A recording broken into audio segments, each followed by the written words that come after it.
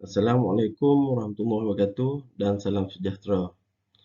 Nama saya Muhammad Sofi bin Ismail, nombor metrik 276572 bersama lagi 4 ahli kumpulan iaitu Muhammad Zakiri bin Muhammad, nombor metrik 276577, Rohayu binti Yusof, nombor metrik 276788, Fatimah Isniah binti Abdul Rahman, nombor metrik 276787, Shanti Selen Jaya Rahman, nombor metrik 276697.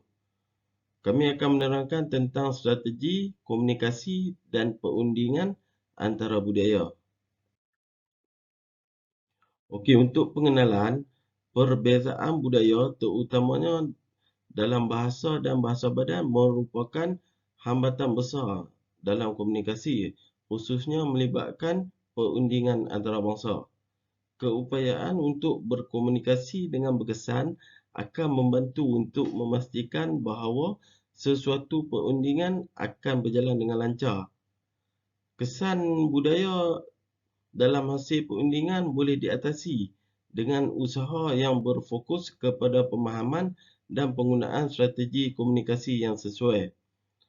Okey, seperti kita sedia maklum, dalam era globalisasi yang semakin pesat, perundingan antara budaya telah menjadi aspek yang sangat penting dalam hubungan antarabangsa dan perdagangan antarabangsa.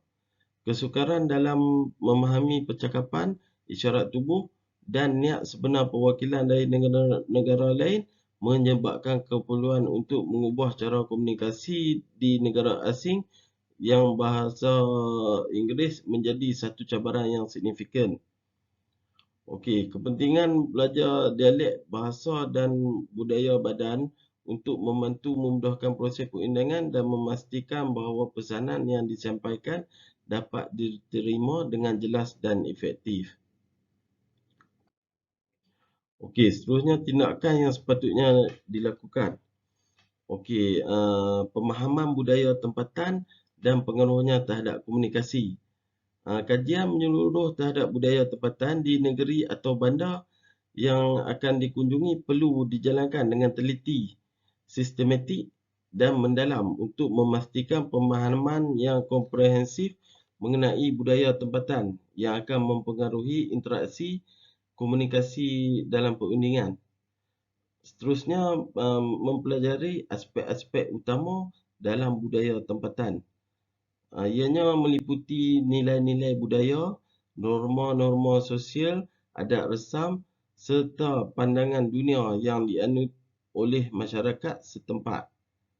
Okey, kemudian mengenal pasti pengaruh budaya-budaya lain ke atas budaya tempatan. Dalam usaha memahami budaya tempatan, penting juga untuk mengenal pasti pengaruh budaya-budaya luar yang telah mempengaruhi budaya-budaya tempatan tersebut, dan ianya mencerminkan cara orang tempatan berkomunikasi, mengambil bahagian dalam perayaan budaya dan menghormati kepelbagaian bahasa. Menilai impak faktor-faktor budaya terhadap komunikasi tempatan, termasuk penggunaan bahasa atau aksen tempatan. Yang pertama, selain memahami aspek budaya secara teoretikal, perlu juga untuk menilai impak faktor-faktor budaya ini terhadap cara orang tempatan berkomunikasi, termasuk dalam aspek penggunaan bahasa atau aksen tempatan, daripada Hamid Al-Kashif 2020. Misalnya, dalam komuniti di Louisiana, penggunaan bahasa Creole yang kaya dengan unsur budaya Afrika dan Perancis telah memberi bentuk kepada cara orang tempatan berkomunikasi dalam kehidupan harian. Dan ini perlu difahami oleh pihak yang ingin berkomunikasi dengan mereka. Seterusnya, menggalakkan kerjasama dan memahami konteks perundingan. Dalam perjalanan sebagai ahli kumpulan perundingan yang mewakili Malaysia dalam perbincangan antarabangsa, terdapat beberapa tindakan penting yang perlu diambil untuk menggalakkan kerjasama yang berkesan dan memahami konteks perundingan dengan lebih mendalam. Tindakan-tindakan ini melibatkan pemahaman peranan dan tanggungjawab ahli kumpulan, pembelajaran daripada sejarah diplomatik, analisis maklumat dan pematuhan kepada etika serta protokol dalam perundingan antarabangsa. Berbincang dengan ahli kumpulan untuk memahami peranan dan tanggungjawab. Tindakan awal yang penting dalam persediaan sebagai ahli kumpulan perundingan adalah menjalankan perbincangan terperinci dengan setiap ahli kumpulan yang lain. Ini bertujuan untuk memahami dengan teliti peranan serta tanggungjawab yang diberikan kepada setiap individu dalam kumpulan. Tindakan ini merupakan asas kepada kerjasama yang efektif dalam mencapai matlamat perundingan yang ditetapkan daripada DAFA 2022. Sebagai contoh, dalam satu kumpulan perundingan yang mewakili Malaysia, individu yang dilantik mungkin diberikan tanggungjawab untuk mengendalikan isu-isu seperti perdagangan, politik atau budaya. Memahami peranan individu ini adalah penting untuk memastikan kesepaduan dan kolaborasi yang efisien dalam usaha mencapai matlamat perundingan. Sebagai contoh, dalam konteks perundingan perdagangan, ahli kumpulan yang bertanggungjawab aspek ekonomi perlu berkomunikasi dan berkoordinasi serta efektif dengan ahli kumpulan yang fokus kepada aspek budaya bagi mencapai keseimbangan yang berkesan dalam perundingan tersebut. Seterusnya, mempelajari sejarah hubungan diplomatik. Mengkaji dengan teliti sejarah hubungan diplomatik antara Malaysia dan negara yang menjadi tujuan kunjungan adalah satu langkah yang penting dalam persediaan untuk perundingan antarabangsa. Sejarah hubungan dua hala ini mengandungi banyak maklumat yang signifikan, termasuk peristiwa yang memainkan peranan penting dalam perhubungan negara-negara tersebut, perjanjian-perjanjian yang telah dimenterai serta isu-isu sensitif yang mungkin timbul daripadanya.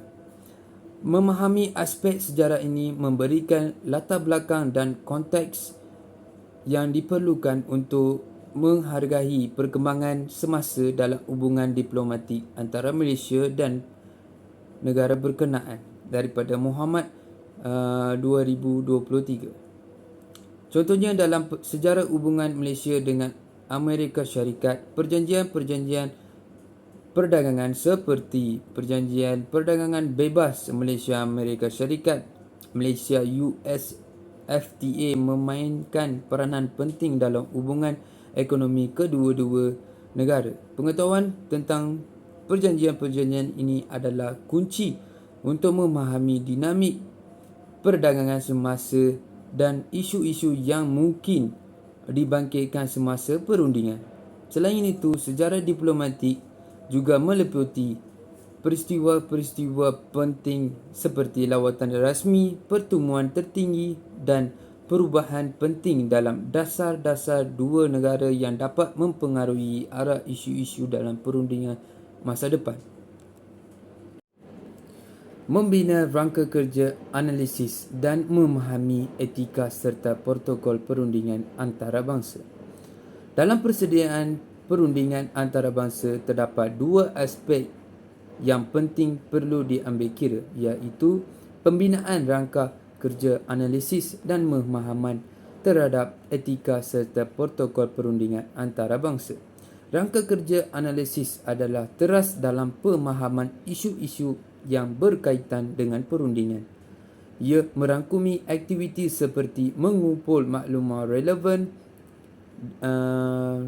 mengenai negara yang menjadi destinasi kunjungan, isu-isu semasa yang berkaitan dengan perundingan serta pendapat pandangan masyarakat tempatan terhadap isu-isu tersebut. Rangka kerja ini membantu ahli kumpulan untuk bersedia dengan baik dalam perbincangan dan membolehkan mereka memberikan pandangan yang berasaskan fakta dan maklumat yang kukuh. Sebagai contoh, dalam konteks perundingan mengenai isu alam sekitar, ahli kumpulan Malaysia perlu memahami dasar-dasar alam sekitar dan perkembangan terkini dalam negara yang mereka mewakili untuk memberikan cadangan yang sesuai. Di samping itu, pemahaman tentang etika dan protokol perundingan antarabangsa adalah penting untuk menjalankan perjumpaan rasmi dengan efektif.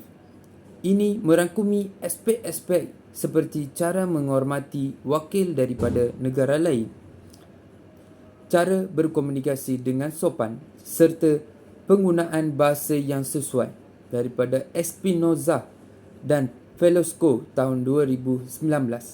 Sebagai contoh, dalam sesi perbincangan formal adalah penting untuk memberi ketumpuan kepada giliran berbicara dan mengelakkan gangguan kepada ahli kumpulan lain.